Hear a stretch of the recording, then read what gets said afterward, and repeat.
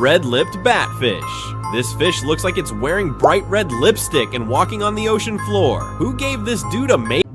Meet the telescope fish. No, it's not an alien or a monster. It's a real animal. This deep-sea predator lives thousands of feet below the surface, where sunlight never reaches. Its tubular eyes point forward, giving it binocular vision to spot prey in total darkness.